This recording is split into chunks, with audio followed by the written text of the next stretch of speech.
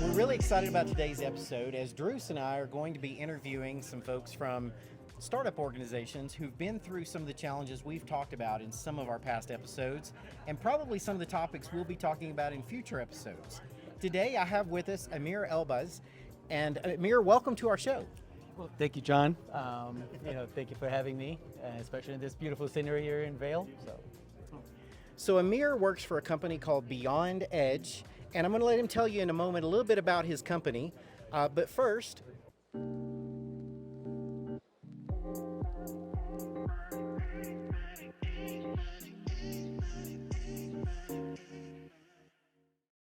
welcome back, and I'm one of your co-hosts. My name is Drews McFarlane.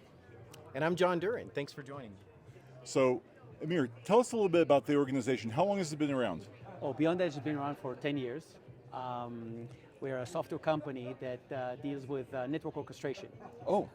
Both for data center and campus environment, large campus environment.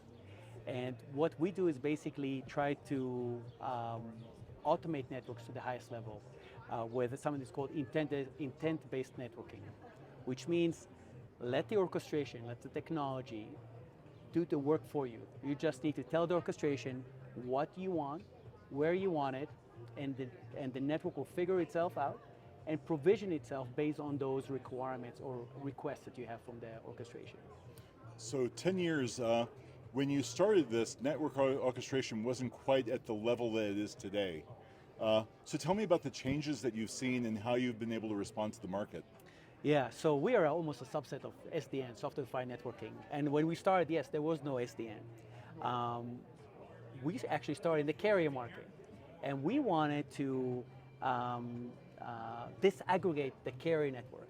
Basically bring interoperability, automation, plug and play, concept that the carriers still dribbling about. So I was wrong about how quickly the carriers would like to improve. I hope for them and their shareholders they will eventually. So about 6 years ago, we pivoted to the enterprise market because there it's all about performance and results, and it's all about earnings per share if you're a public company. So how do we help you be better, cut your cost, but also improve your network resiliency, which is every business today depends on network, one way or another.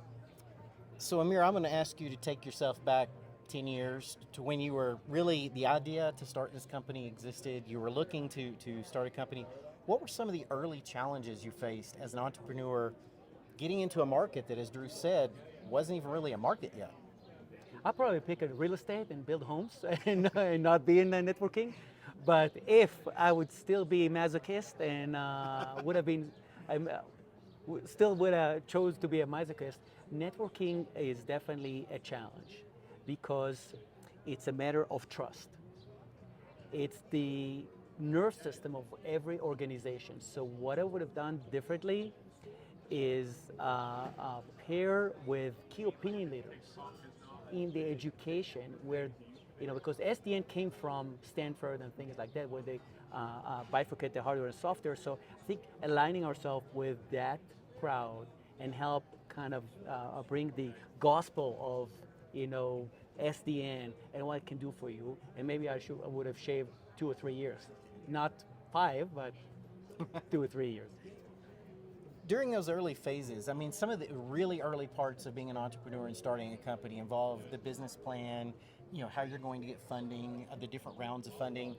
Tell us a little bit about some of that early effort to lay the foundation for a startup company. Yeah, so sadly, the minute you finish writing the business plan is irrelevant. A lot of people, you go in and everybody wants you to write business plan, but the market is moving, guys. So a startup has one key benefit over established companies. It's agility.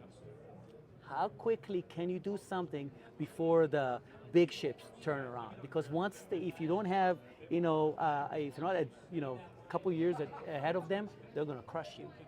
So I think startups need to be agile and embrace this agility. Now, don't spray everywhere and spread your thing and everything, but pick something, stick with it. Now, if you realize you made a mistake, well, cut your losses short very quickly and move somewhere else. That's what we did, for example. In terms of funding, infrastructure is not as attractive to investors, VC, traditional investors. That's why we took the route of ultra high net worth individuals. We raised money from people who want to make money and not necessarily chase another trend. Now, the challenge there is that they know every dollar by, personally.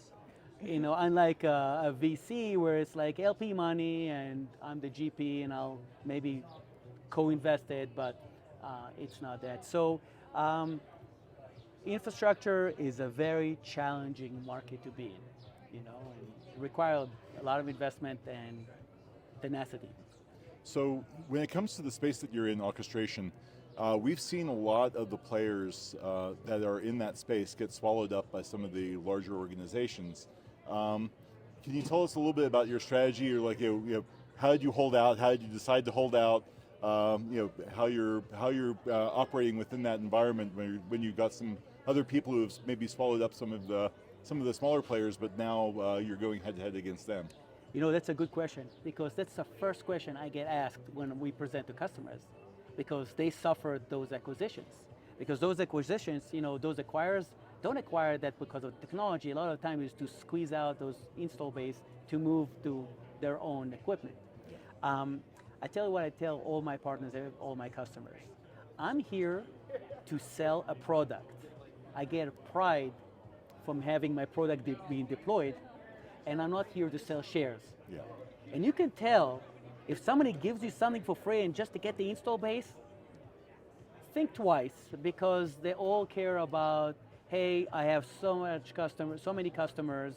By the way, I'm still burning $20 million a year, but I will get to break even somewhere in 2200, It sounds like the strategy that you've got, I would imagine that maybe your customers are looking for best of breed. And when you end up getting some of these other things where they're locking you into one particular ecosystem or infrastructure, they're not going to get that. So is that really part of your strategy? Are you seeing that that's what your customer base ends up looking like?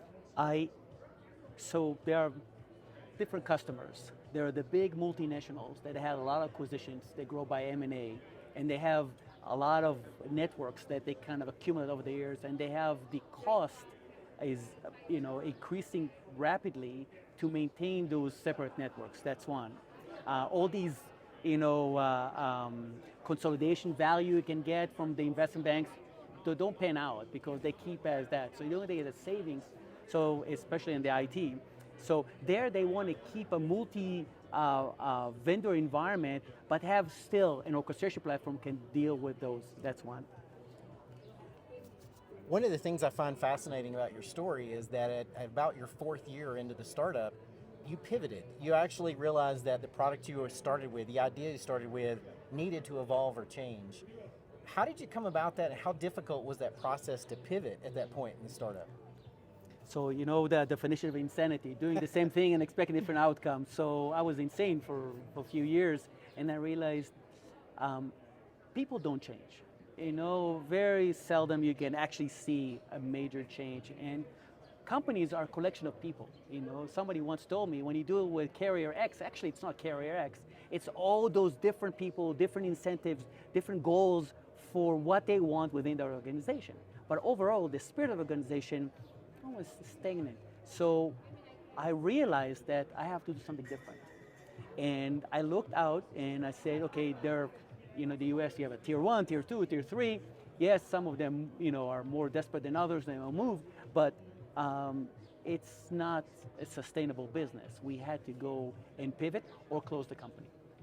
When you started this, did you have a specific exit in mind? And how has that changed over the course of the last 10 years? I would say it changes every few months almost. But this brings me to my previous answer. I'm focused on selling a product. I'm proud of our product. We went to a hotel chain, I'm not going to say it now, the whole hotel runs on our network. Specifically, it's a fiber-based network, and I think I mentioned, but just pulling that TV, showing my kids, hey, this is, that's what I do. This is how we make or try to make the world a little bit better, because connectivity is all about making the world better. Now, some people will use this as make it a worse world, but the way I see it, bringing connectivity to the masses, improving businesses, improving processes, improving people's life. Big part now of this AI revolution, for whatever little role we have into managing big AI fabrics, who knows, 20 years from now, I'll say, oh, I was in this conference, talking about AI before it was something. So I am going to ask one last question. Considering we are focused primarily on helping educate entrepreneurs on what it takes to start a company, what advice would you give to someone who came to you and said, I've got an idea, I want to start a company? What would be maybe what you consider the most important thing you would tell that person? Pick the people that are going to be close to you very wisely. It's a journey, and it's a hell of a journey. Most of the time, it's not a nice journey. And my background in the military, you do those like training with stretches. You walk for, 30, 40 kilometers, and you have 400 pounds, and you're just dying, and they'll rotate. And we used to make this sound like, hey, I need a replacement, I'm about to crash here. And there are people walking, and they can hear you, but you cannot be loud and not coming.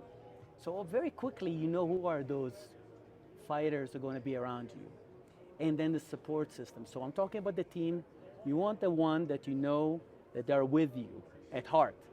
Not about the money, it's not about the option. That's one. The second one, pick your investors wisely. Make sure that you pick the ones who are going to be there when it's going to be rough, and the ones who are going to give you reality. You need a reality check. If you have all these guys that, oh, you're amazing, and one day it's like, oh, we stopped funding you. So those are the ones you probably try to stay away if you're here for the long run. Well, I'd like to thank you for being here. This has been a little bit of a different episode for us. Number one, we're actually able to be together on site, and we're in this wonderful environment in Colorado. And we don't have a Rolodex. And we don't have a Rolodex, which is for the first time. So yes, if you have any questions about this, please leave them in our comments section. We're trying to build a community here, and and your comments help. They help us form what other episodes that we're going to end up doing. So if you like what you've seen, like and subscribe, and we'll see you next time on the Startup Lantern.